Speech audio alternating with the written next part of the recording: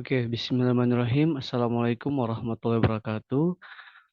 Saya Irman Syakror dari Magister Pendidikan IPA ingin mempresentasikan hasil analisis supervisi saya di SMP BES Manokwari untuk memenuhi tugas mata kuliah supervisi pendidikan. Oke, namun sebelum saya mempresentasikan hasil analisis supervisi saya ingin menunjukkan pembaruan berita acara dan juga daftar hadir ya, karena kemarin disuruh sama ibu untuk direvisi ya. Harus ada berita acara, daftar hadir ini sudah saya lengkapi, lengkap dengan tanda tangan dari kepala sekolah. Nah, langsung saja kita masuk di hasil analisisnya. Untuk informasi bahwasannya SMP Abis Manokwari ya sekarang menerapkan kurikulum Merdeka sehingga beberapa ada yang saya fokus untuk mengambil peraturannya eh, yang terkait dengan kurikulum Merdeka. Nah, kemudian di sini pertama adalah analisis supervisi administrasi perencanaan pembelajaran. Di sini berdasarkan dasar hukum Kementerian Kebudayaan Riset dan Teknologi RI nomor 56 terkait tentang pedoman penerapan kurikulum dalam rangka pemulihan pembelajaran, bahwasannya untuk komponen RPP, namun di sini karena menggunakan kurikulum Merdeka, istilahnya adalah modul. Nah, di sini bahwasannya hasil supervisi modul yang dibuat oleh guru mapel IPA bahwasannya semua komponen untuk kriteria modul itu tersedia mulai dari informasi umum, kemudian kompetensi inti, bahkan sampai setiap komponen di setiap kompetensi inti maupun dengan informasi umum itu semuanya memenuhi. Kemudian untuk kelemahannya, modul yang dibuat oleh guru mapel IPA ini masih mengikuti sebagian besar modul yang dibuat oleh guru lain. Dan pada komponen asesmen belum terdapat asesmen diagnostik karena di kurikulum mereka itu harus ada mengharuskan sebelum pembelajaran kita harus asesmen diagnostik terlebih dahulu dan melakukan formatif dan juga sumatif. Dan kemudian masalah yang ditemukan, guru masih belum memahami pembuatan modul. Kemudian guru yang mengikuti pelatihan dan menjadi tutor belum terlalu paham. Jadi pada saat menerapkan kurikulum Merdeka ini ada beberapa guru yang ikutkan untuk mengikuti pelatihan terkait penerapan kurikulum Merdeka Belajar di tingkat satuan pendidikan. Nah, hasil pelatihan mereka itu mereka membuat pelatihan juga, membuat sosialisasi juga di sekolah. Nah, guru-guru yang terlibat dalam situ ya tentunya akan menjadi tutor, tutor sebaya dalam kegiatan IHT in-house training di SMP Manokwari. Nah, jadi ada sekitar 5 tutor itu persepsinya beda-beda. Yang satunya bilang A, yang satunya bilang B, dan kurang sehingga kita yang sebagai pesertanya itu agak sedikit bingung mau ngikut yang mana. Karena mereka juga jujur meskipun ikut pelatihan, tapi masih juga meraba-raba tentang kurikulum Merdeka. Itulah faktor masalah yang ditemukan. Nah, sehingga faktor penyebab ini karena em, apa ya, SNBP ini kan baru menerapkan kurikulum Merdeka sehingga solusinya adalah melakukan pelatihan yang lebih lagi atau mungkin bisa mendatangkan pakar-pakar yang paham lebih tentang kurikulum Merdeka supaya sama-sama tidak ada miskonsepsi antara satu guru dan guru yang lain. Nah, kemudian untuk yang kedua itu dalam hal KKM, tapi kalau kurikulum mereka istilahnya KKTP, itu berdasarkan peraturan Menteri bisa dilihat bahwasannya mengikuti secara keseluruhan proses penentuan KKM di ke-13. Jadi KKTP ini guru-guru belum tahu bagaimana bentuknya.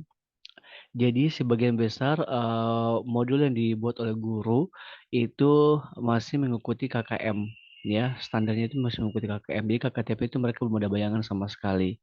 Nah, kemudian, nah sehingga solusinya perlu adanya pelatihan terkait kurikulum Merdeka ya secara keseluruhan dari tadi modul, kemudian penentuan KKTP dan sebagainya. Nah, kemudian dari modul yang saya lihat ya, itu program penilaian atau remedialnya itu eh, belum tidak terisi dengan baik. Jadi secara format ada di dalam rentetan rencana pembelajarannya yang mereka buat, tetapi tidak terisi baik oleh guru terkait program-program pengayaan ataupun remedial, jadi masih kosong gitu aja. Nah, kemudian jadi mindsetnya guru itu nggak ada lagi pengayaan atau remedial, tapi mereka mungkin satu konsep ya, pengayaan itu sudah yang remedial itu yang mereka nilai-nilainya ya, ketika nilainya yang tidak bagus itu guru-guru suruh membuat tugas, tapi tugas itu bukan untuk yang remedial saja, untuk seluruhnya. Jadi ketika ada tes sumatif atau formatif yang nilainya nggak mencukupi, semuanya nilainya ditunjukkan dengan tugas-tugas yang diberikan selama proses pembelajaran. Jadi nggak ada lagi ketika yang lulus KKM diadakan pengayaan, ataupun yang tidak lulus diadakan remedial itu guru mapel nggak lakukan. Jadi belum melakukan, sehingga menunjang nilai-nilai peserta didik itu dari pemberian tugas. Nah, kemudian yang kedua, analisis hasil observasi pembelajaran rekan sejawat. Nah, untuk dasar hukumnya bisa dilihat di sini dari Permendikbud nomor 22 tahun 2016. Bahwasannya aspek yang diamati ini apa ya, kurang menumbuhkan keceriaan, sehingga efeknya peserta didik lebih antusias dalam belajar. Nah, namun kelebihannya pada saat pembawaannya pembelajaran dalam kelas, peserta didik mengikuti dengan baik karena peserta didik lebih patuh terhadap guru ini karena lebih sedikit tegas dan sebagainya seperti itu. Jadi mereka lebih tenang untuk mengikuti pembelajaran. Tetapi secara antusias, kemudian suasananya itu nggak terlalu ceria, nggak terlalu apa ya, ngalir dengan baik, tetapi bawaannya tegang. Nah, sehingga masa yang ditemukan di sini ya, suasananya itu tegang dari awal pembelajaran sampai akhir, dan nggak ada guyonan yang mencairkan suasana pembelajaran seperti itu. Nah, ini faktornya karena memang karakter sang gurunya seperti itu. Nah, padahal di dalam Permendikbud bahwasannya pembelajaran itu harus dilaksanakan secara apa ya, menyenangkan, sehingga bisa jadi lebih nyaman, tidak merasa tertekan. Nah, kemudian untuk yang kedua, menunjukkan keterampilan dalam penggunaan sumber pembelajaran. Jadi guru ini apa ya, belum memfasilitasi akses untuk mendapatkan sumber-sumber belajar terutama dalam kurikulum Merdeka. Nah, padahal em, banyak platform sudah disediakan untuk guru ya, terkait platform Merdeka Mengajar yang di dalamnya itu bisa mendownload buku-buku ya, buku siswa dan sebagainya, dan mungkin gurunya itu bisa men-share buku-buku tersebut sebagai referensi peserta didik, mungkin melalui grup WA ataupun melalui Google Classroom dan sebagainya. Jadi gurunya itu secara sendiri juga belum terlalu mengakses ya, menggunakan platform Merdeka Mengajar seperti itu. Kemudian untuk hasil analisis supervisi lab IPA-nya, di sini jujur banyak sekali nilai minusnya karena banyak sekali kriteria yang nggak mencukupi dengan baik, mulai dari pengguna laboratorium. Masalahnya itu belum membuat format penggunaan laboratorium, kemudian tidak membuat data rekapan penggunaan laboratorium tiap bulan. Kemudian dari kriteria penggunaan alat dalam bahan laboratorium itu tidak tersedia belangko peminjaman maupun pengembalian alat dan bahan, kemudian tidak melakukan pencatatan penggunaan alat dan bahan dalam kartu stok. Nah, kemudian terkait inventaris barang, bahan yang di laboratorium itu em, hanya menginventaris peralatan biologi, sedangkan kimia sama fisika itu belum diinventarisasi. Dalam hal ini tidak direkap datanya bahan ataupun alat barang-barang yang menyangkut tentang mata pelajaran lebih spesifik fisika dan kimia itu belum terrealisasi dengan baik, baru biologi saja.